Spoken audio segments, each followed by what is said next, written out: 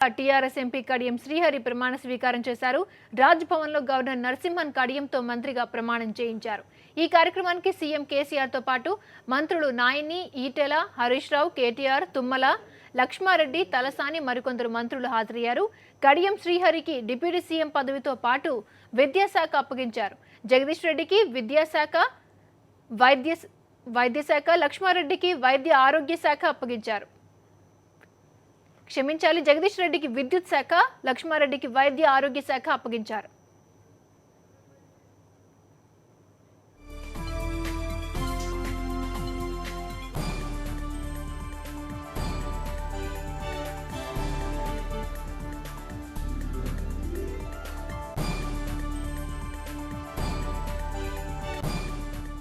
The oath of office and secrecy.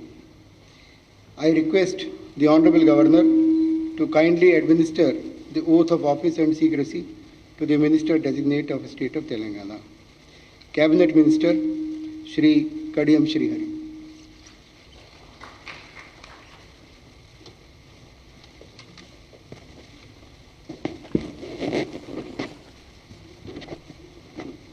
అనే నేను కడియం శ్రీహరి అనే నేను శాసనం ద్వారా నిర్మితమైన భారత రాజ్యాంగం పట్ల నిజమైన విశ్వాసము, విధేయత చూపుతానని, భారతదేశ సార్వభౌమాధికారాన్ని, సమగ్రతను కాపాడుతానని, తెలంగాణ రాష్ట్ర మంత్రిగా నా కర్తవ్యాలను శ్రద్ధతో, అంతఃకరణ శుద్ధితో నిర్వహిస్తానని, భయం కానీ, పక్షపాతం కానీ, రాగద్వేషాలు కానీ లేకుండా రాజ్యాంగాన్ని, శాసనాలను అనుసరించి ప్రజలందరికీ న్యాయం చేకూరుస్తానని దైవ సాక్షిగా ప్రమాణం చేస్తున్నాను.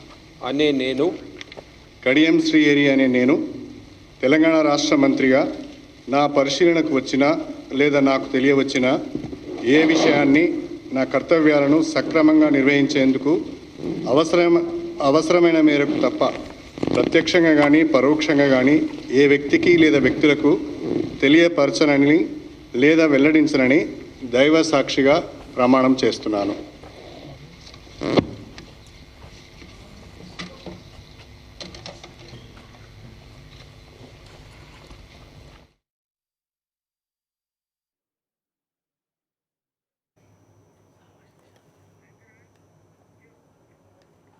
వరంగల్ ఎంపీ కడియం శ్రీహరి మంత్రిగా ప్రమాణం చేశారు. దీనికి సంబంధించిన మరింత సమాచారాన్ని మా కరెస్పాండెంట్ శ్రీకాంత్ అందిస్తారు. శ్రీకాంత్, చెప్పండి, కడియం శ్రీహరి ప్రమాణ స్వీకారం రహస్యంగా జరిగిందని అనుకోవాలా? వాస్తవానికి రాజకీయాల్లో వ్యూహాత్మక సంచలన నిర్ణయాలు తీసుకోవడంలో పెట్టింది పేరైనటువంటి కేసీఆర్ మరోసారి అలాంటి పనులనే కొనసాగించారని చెప్పుకోవాలి. ఏమాత్రం బయటకు పొక్కకుండా గత 3 రోజులుగా తన సన్నిహితులు అలాగే కేబినెట్ సహచరులతో సంప్రదింపులు జరుపుతున్నటువంటి సీఎం కేసీఆర్ ఈ రోజు సంచలన నిర్ణయం తీసుకున్నారు. మంత్రివర్గంలో డిప్యూటీ సీఎం హోదాలో ఉండి వైద్య ఆరోగ్య శాఖ నిర్వహిస్తున్నటువంటి రాజయ్యను తొలగిస్తూ నిర్ణయం తీసుకోవడం, ఎంపీగా ఉన్నటువంటి కడియం శ్రీహరిని మంత్రిని చేశారు. ఇవన్నీ కూడా ఈ ఉదయం కొద్ది గంటల వ్యవధిలోనే జరిగిపోయాయి. ఈ ఉదయం నుంచి మనం ఈ విషయాన్ని ఫాలోఅప్ చేస్తున్నాం. వాస్తవానికి మనమే మొదటగా ఈ పరిణామాలన్నిటి కూడా రిపోర్ట్ చేయడం జరిగింది.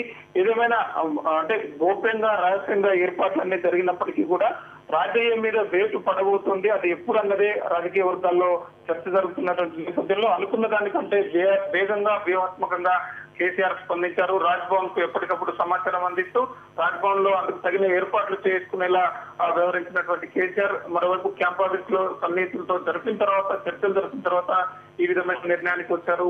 వైద్య ఆరోగ్య శాఖలో అవినీతి, దాంట్లో రాజయ్య పాత్ర మీద పరివర్తించి అనుమానాలు రావడం, దాని మీద ఇంటెలిజెన్స్ రిపోర్ట్ కూడా ఆ అనుమానాలన్నింటినీ రూఢి చేసినటువంటి నేపథ్యంలో సీఎం కేసీఆర్ మొదటి నుంచి ఏదైతే జీరో క్రాఫ్ట్ అవినీతి రహితమైన పాలన అందిస్తామని చెప్తూ వచ్చారో దానికి కొనసాగింపుగా అంటే తాను తీసుకునే నిర్ణయాన్ని సమర్థించుకోవడంలో భాగంగా సీఎం కేసీఆర్ ఈ రోజు సంచలన నిర్ణయం తీసుకున్నారని చెప్పాలి. మంత్రివర్గ సహచరులతో పాటు ప్రభుత్వంలో ఉన్నటువంటి ఉద్యోగులకు, అధికారులకు కూడా ఇది ఒక హెచ్చరికగా ఉంటుంది.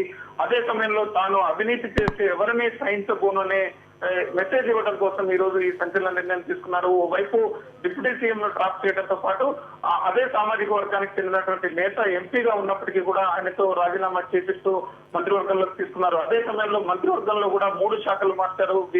విద్యాశాఖను నిర్వహిస్తున్నటువంటి జగదీష్ రెడ్డిని ఆ శాఖను మార్చి జగదీష్ రెడ్డి దగ్గర ఉన్నటువంటి విద్యాశాఖలో డిప్యూటీ సీఎం హోదాలో ఉన్నటువంటి కడియం శ్రీహరి నిర్వహించబోతున్నారు. ఎందుకంటే కడియంకు గతంలో విద్యాశాఖను నిర్వహించినటువంటి టీడీపీ హయాంలో విద్యాశాఖ నిర్వహించిన అనుభవం ఉండటంతో కీలకమైన విద్యాశాఖను డిప్యూటీ సీఎం హోదాలో కడియంకు కట్టబెట్టారు. అలాగే ఇప్పటిదాకా విద్యాశాఖ మంత్రిగా ఉన్నటువంటి జగదీష్ రెడ్డి ఇక నుంచి కీలకమైన విద్యుత్ శాఖను నిర్వహించబోతున్నారు. మొన్ననే మంత్రివర్గంలోకి వచ్చినటువంటి లక్ష్మారెడ్డి ప్రస్తుతం విద్యుత్ శాఖ ఉంటే ఆయన శాఖ కూడా మారింది. రాజయ్య దగ్గర ఉన్నటువంటి వైద్య ఆరోగ్య శాఖ, కీలకమైన వైద్య ఆరోగ్య శాఖను ఇక నుంచి లక్ష్మారెడ్డి నిర్వహించబోతున్నారు.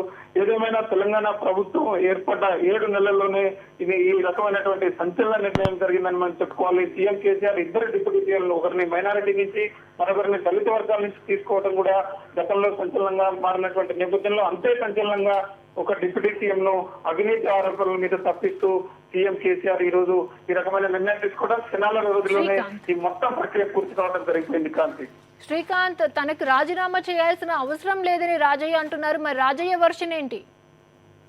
అయితే నిన్న సాయంత్రం ఈ రోజు ఉదయం కూడా మనం రాజయ్యను సంప్రదించడం జరిగింది. రాజయ్య విషయం ఒకటే ఉంది, అంటే తనకు అనుభవం లేకపోవడం వల్ల కొన్ని తప్పులు జరిగి ఉండొచ్చు, అంటే జరిగినటువంటి అవినీతిని పరోక్షంగా ఆయన అంగీకరిస్తున్నారు. అదే సమయంలో సీఎం కేసీఆర్ తనను పిలిచి చక్కదిద్దుకునేలా సలహాలు సూచనలు ఇస్తే బాగుంటేది అనేది రాజయ్య వాదనగా ఉంది. తాను ఎలాంటి శిక్షకైనా సిద్ధం, అదే సమయంలో కేసీఆర్ తీసుకున్నటువంటి నిర్ణయానికి కూడా కట్టుబడి ఉంటానని చెప్తూ వచ్చినటువంటి రాజయ్య గత 2 రోజులుగా సీఎం కలిసి తన వివరణ ఇచ్చే ప్రయత్నం చేసినప్పటికీ కూడా ఇప్పటికే దృఢమైన నిర్ణయానికి వచ్చినటువంటి సీఎం కేసీఆర్ కనీసం రాజయ్యను కలిసే అవకాశం కానీ అతనిచ్చే వాదన వినే అవకాశం కూడా ఇవ్వలేదు. ఎందుకంటే గత 7 నెలల్లో వైద్య శాఖలో జరిగినటువంటి మొత్తం అవినీతి మీద సీఎం కేసీఆర్ ఇప్పటికే నిఘా నివేదికను, ఇంటెలిజెన్స్ రిపోర్ట్ ను తెప్పించుకుని దానికి సంబంధించినటువంటి మొత్తం గ్రౌండ్ వర్క్ పూర్తయిన తర్వాతనే ఈ రకమైనటువంటి నిర్ణయం తీసుకున్నారు.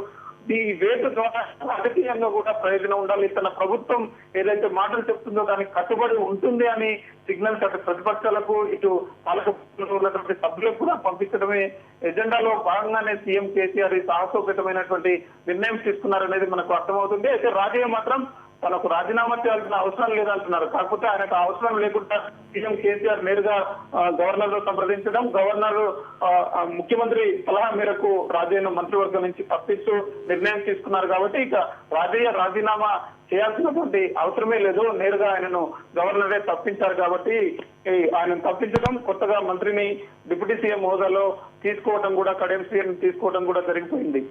శ్రీకాంత్, మరి ఇంకా కేబినెట్ లో ఇంకేమైనా శాఖలు మార్చే అవకాశం కనిపిస్తోందా? ప్రస్తుతానికి అధికారిక సమాచారం వెలువడకపోయినప్పటికీ కూడా మనకు అందుతున్నటువంటి విశ్వసనీయ సమాచారం ప్రకారం 3 శాఖలు మారబోతున్నాయి. ప్రస్తుతం విద్యాశాఖ మంత్రిగా విదేశీ పర్యటనలో లండన్ లో ఉన్నటువంటి జగదీష్ రెడ్డి ఆయన ఒక అంతర్జాతీయ ఎడ్యుకేషన్ సెమినార్ లో పాల్గొనేందుకు వెళ్ళారు. ఆయన వచ్చేలోగానే ఆయన శాఖ మారిందని మనం చెప్పుకోవాలి.